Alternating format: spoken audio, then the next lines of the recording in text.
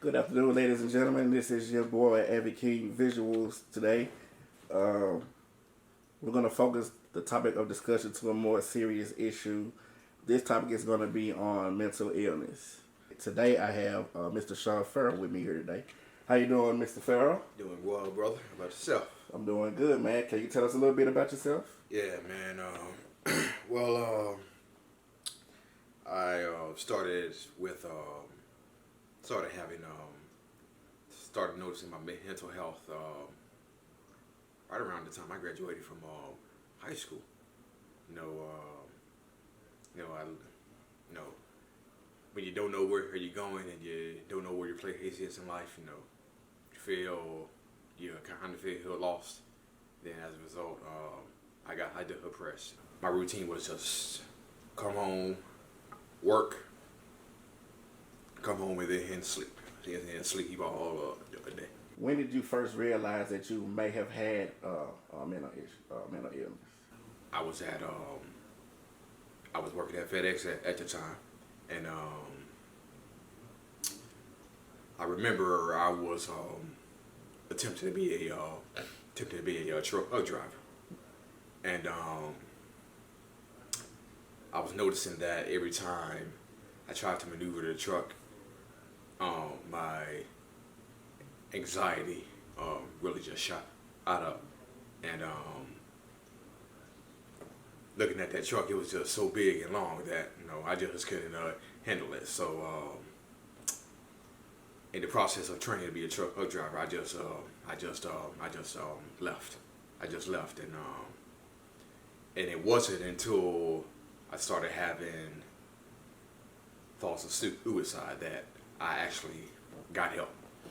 So what made you think about committing suicide? Was it things that were just going on in your life? Did you feel like things weren't working out for you, or you were you didn't know which way to go? Or take me to where you were mentally. I would say the pressures of life. Okay. Pressures of life. What I mean when I say that is my oldest brother, he moved out. He moved out at 18, and I guess you could say I was kind of feeling pressure for kind of feeling that pressure. Right. And I remember my dad had a conversation with me. It was a conversation about leaving the house, and so what happened was after we had that conversation, I actually dreamed about it. I dreamed about taking my life, and I dreamed about writing a note, and then shooting myself in the head, and then the note would say, "Okay, you wanted me out of the house. I am." Looking back on it now, I understand where he was coming from now, so I understand it more now.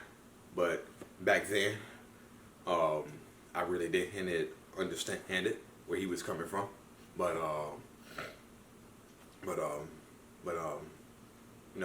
I think everything he said was just coming from a place of love. I know you was telling me that you used to be made fun of. Yeah. When you was younger. Yeah. Can you tell us about that? Yeah. Yeah, absolutely.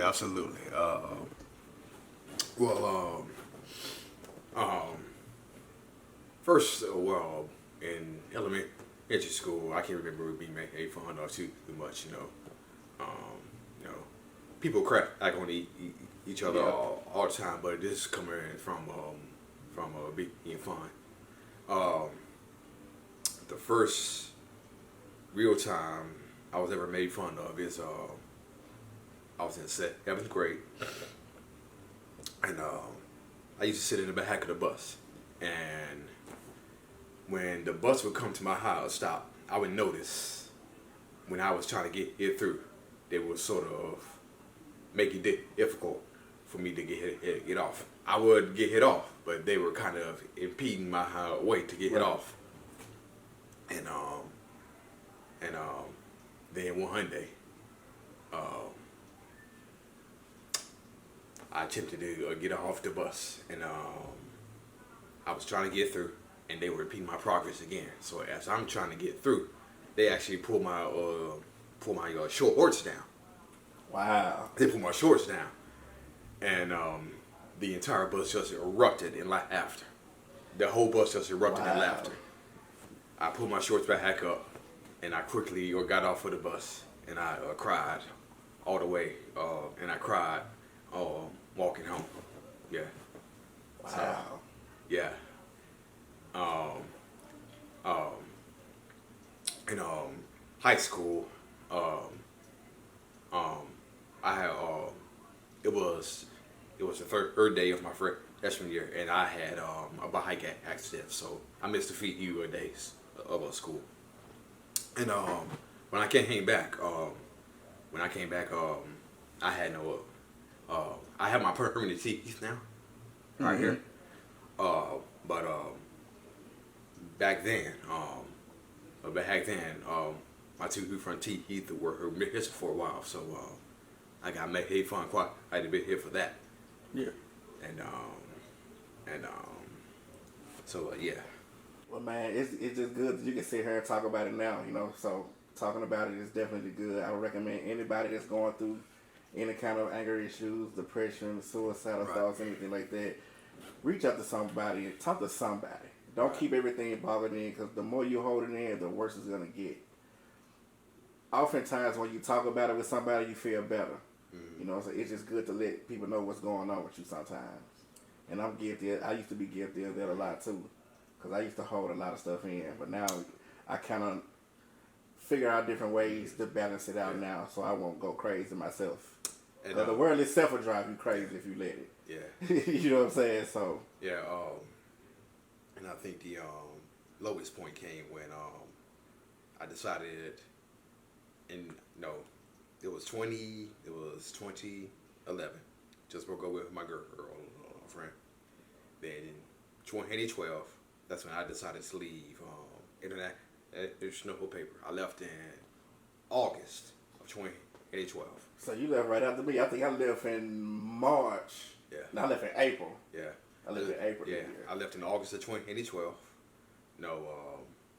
Everybody I had worked with was pretty much she gone. So I saw no reason to stay there myself. Yeah. And so not only that, I also let her for headaches as well. And made some pretty bad decisions after that. That deepened my oppression. And then I finally called on to UPES in December of 2012. And back in December, and back when I got out to UPS, you had to work a full year before you could get your benefits. Mm-hmm. So I said, well, when I get my benefits, I'm gonna go back. I'm gonna go back and finish what I started. What I mean when I say that is, not only had I left international paper and left FedEx, but I had left counseling too, thinking I was pretty much doing well. And I was making progress. I was making real progress. But looking back on it now, I just made progress. That was it. Yeah. That was it. It wasn't fixed. I just made progress. Right. And looking back on that, I saw that I had a long way to go. So now let's talk about the prevention of all these things. Yeah. Have you talked to someone since? Or are you just kind of still dealing with it on your own now? Or talk about the prevention and like what people could do to help better their situations if they're going through the things that you went through. I still deal with it on my own, but I do see a counselor. Okay. I do see a counselor. I didn't see her. I saw her previously, but I stopped seeing her for a year because I was doing really, really well. Yeah. So, but she always left her door open. She said, if you ever need to come back, just give me your call, which I did. I gave her a call, so now I'm back seeing her again. Also do volunteer work at the Memphis Crisis Center. Yeah. It's also a suicide prevention line too, and I've received tons of suicide. I've received suicide calls before, and you know, all that, what they tell me, what they're going through is kind of stuff I went in through. Yeah. And just makes me glad that you know, that I can talk people off of that ledge, to know how to take their lives to, you know, keep going. And I appreciate the interview, man. Yes, sir. I'm glad we did it, because I didn't know Yes, sir. that you were going through all that. But just Yes, know, if you ever need somebody to talk to, Yes, sir. you can call my line anytime, brother. Yes, sir. So that's good to know. Yes, You know what I'm saying? Yes, sir. So just gonna keep it 100 Yes, with you, sir. man. Keep fighting, brother. Yeah. Keep fighting. Yeah. It's gonna be all good. Yeah. Is there anything else you would like to say to anybody? No, sir. All right. Go Cowboys. All right, we are out. All right.